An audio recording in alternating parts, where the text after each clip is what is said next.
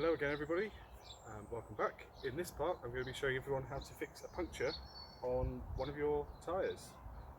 So let's get cracking. So before we get going with the actual fix, let's just check the equipment that we need. So we have our puncture repair kit, and we have some spanners for getting the wheel off, some tyre levers for getting the tyres off and the inner tube out, and just in case we have our magic WD-40 if anything's rusty or the screws are gummed up, things like that. Inside our puncture repair kit we have another spanner, we have our patches for our puncture, and we also have bits like a little metal piece here with some holes. It looks like a mini spice grater thing you might have for, more like one you have for zest or for like nutmeg, things like that, but that is used for scuffing up the tyre, you'll see later on. I have some things like this bit of chalk here and this crayon here, you'll see how they're used later on. And then I have some glue things. Now you'll notice these ones look quite empty and dried out, and they are, because I haven't used this puncture kit for over 2 years I think. These are going to dry out, so you need to make sure that you have spares of these, or that you buy spares of these, and make sure your puncture repair kit is all up to date. Because if you come to a puncture and all your glue is used, you don't know what to do.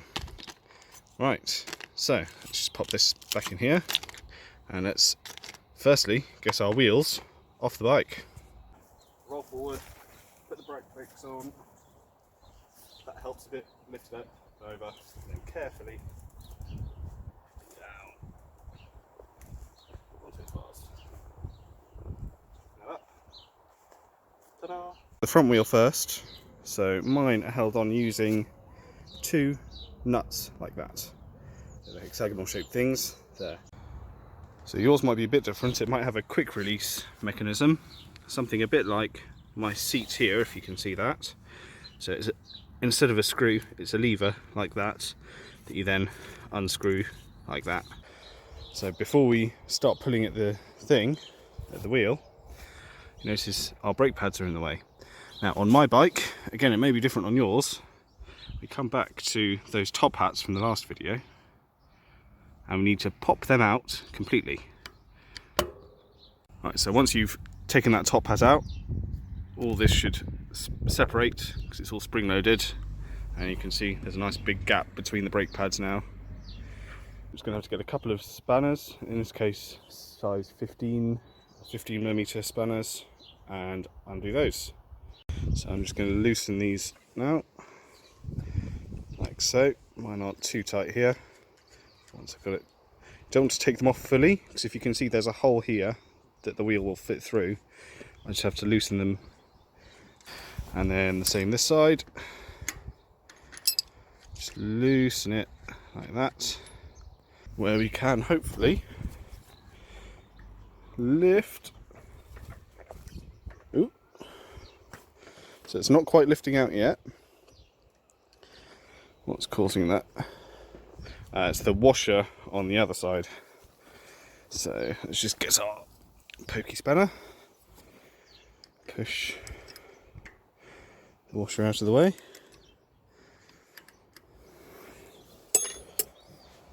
Right, so now we've done the brakes and we've double checked nothing is going to be in the way. Looks good. Should just be able to carefully. No.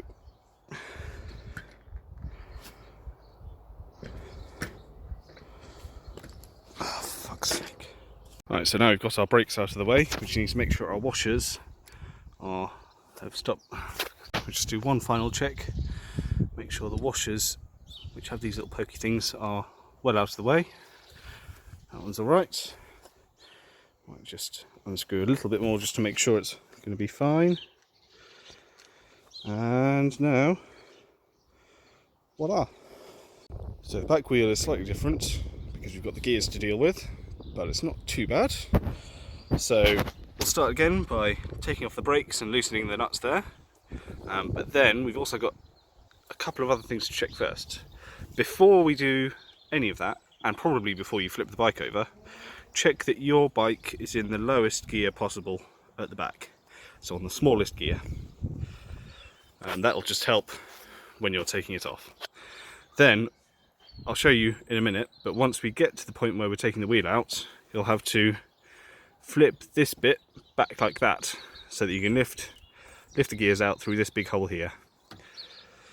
Right, I'll just put you on the mount so you can see what's going on while I take it off. Right, so now I'm going to go through, take the brakes off, unscrew the nuts, and then I'll show you how to take the wheel off.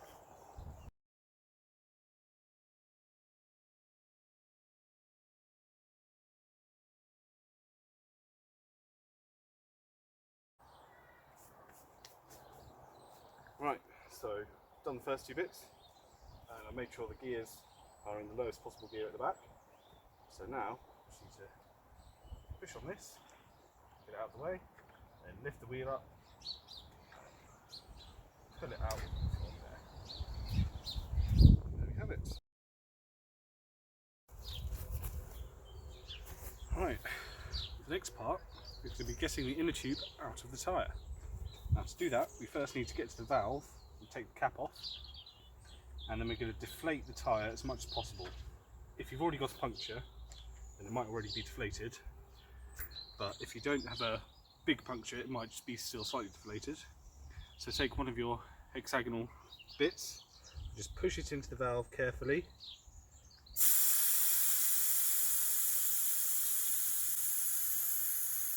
and wait until that hiss dies completely down. There we go. So next, we're just going to go around and just push all the way around the tyre. That just kind of loosens it if it's got stuck slightly in anywhere around the tyre. Then after that, we are going to take our tyre levers, and we're going to use this bit of it, that curve, to get underneath the edge of the tyre and help pull it out. So our valve is right here. We want to go at least about 10 centimetres either side. We don't want to go too close to the valve. Kind of pull back a little bit, put the tie lever under, and carefully push like that. Let me get another one a little bit further along. Then we put it under and pull like that.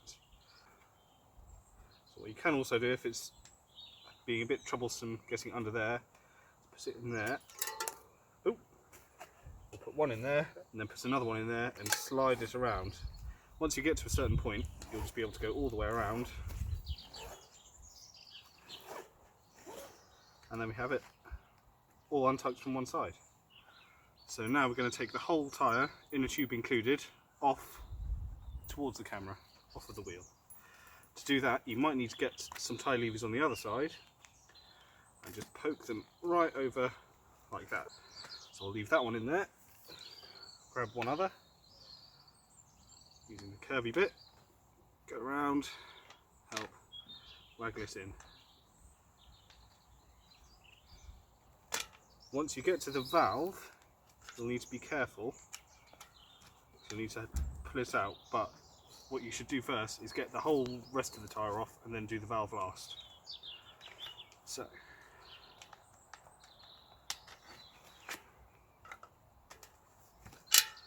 right, and then if you leave the valve last, it just pops out like that. And then you should be able to pull out our inner tube. Right, so the next stage, once we've got our inner tube out, is to first we'll need to see where the puncture is and, if we can, what caused it. So with the tyre, we're just going to go around, kind of gently feel and look around the inside of the tyre, see if there are any thorns or small bits of metal or nails. If you do find something like that, then I tend to get my pliers out and go in with the pliers either from the inside or the outside, depending on what it is, and pull it out with those.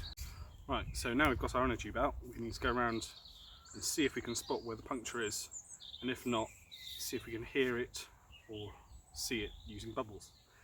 So the first thing you do is just go around, kind of see and feel if you find any sharp objects, because that might tell you where it is.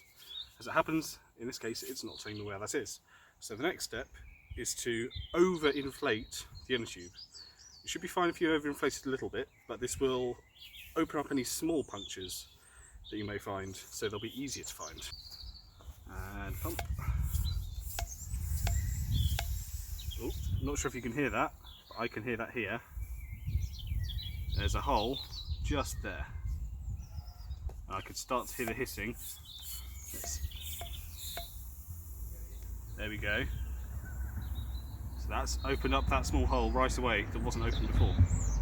So, if you still can't hear it after that, then you can take it to a bowl of water and just dunk it in and kind of carefully move the tube around. So you go around each section of the tube until you find an area that's bubbling. Right, so we've now found our puncture, so now we're going to fix it. So the first stage is to look through your box for either some sandpaper, or if you haven't got any of that in your box because it's all been used, then you can use this little gratery thing and just carefully rough up the surface around the puncture. You don't want to go too rough, just enough to give a bit of surface area to stick the patch on with. Right, next you're going to take your glue, use a small amount. You don't want to use too much, otherwise it will get inside the tube and gum everything up. Use a small amount of glue on the top, and then you'll probably just, depending on the glue you're using, you'll need to leave that there for a couple of minutes before we move on to the next bit. So I'm just using a little dab of glue over the top, spread that out over a wide area.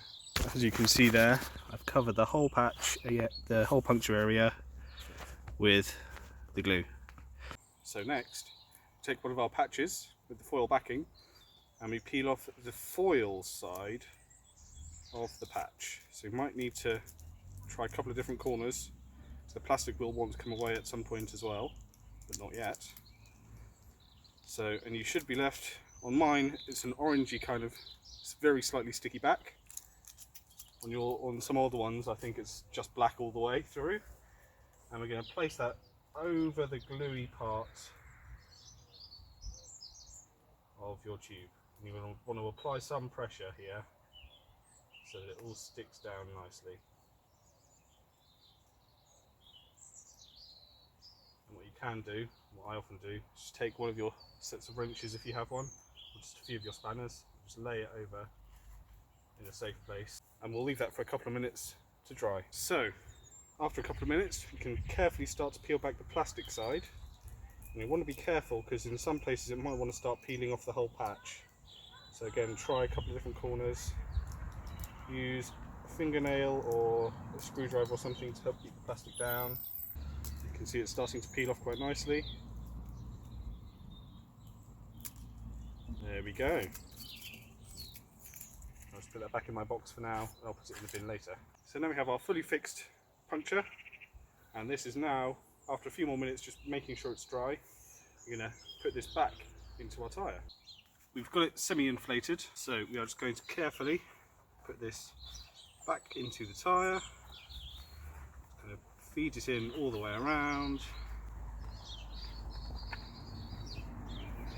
And what we're going to be doing is essentially the reverse of what we did to get it out.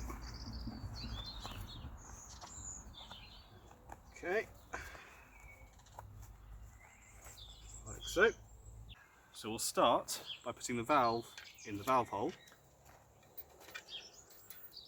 and then from there we should be able to get one side of the tyre into the track in the middle. So just start off getting one side only. Right, so we've got it in on one side, the valve in the valve hole. So next we'll just spin it around. I'm going to have to try and use the tyre levers. This time I'll start from the opposite side to the valve again, just to be safe. Push it in like that, and go around as far as you can, pushing it in like that. And do the same the other direction. Once you get a certain distance, you'll find it gets quite stiff and quite hard. But just keep feeding it round, and there we are. Just do a quick run round, making sure it's all in there and it's not going to shift. So it's all evenly separated around there. Then we'll grab my bike pump, pull the valve back out because it's popped back in slightly, and put the pump on, and now we'll pump the tyre back up to what we think the pressure should be. Do this a bit slowly and carefully, because you might see in some areas it might start to bulge slightly more, and if it does that, it means it's not evenly kind of stuck around the ridge. So you just need to slightly deflate it again, go around, push it around, make sure it's all nice and evenly spaced all the way around the rim of the wheel.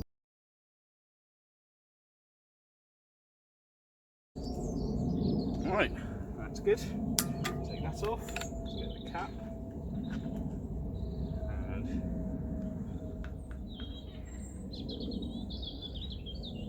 there we have it. Fully fixed wheel, ready to go back on the front of our bike. Right, so to get the wheels back on, we essentially do the reverse of what we did to get them off. So I'm going to start with the back wheel this time, get that one back on. Let's lift it up, a bit roughly in the right place. Now this bit is a bit trickier, so what I tend to do is kind of wiggle it through, get it roughly in the right place, just let it rest there while you get this all in position.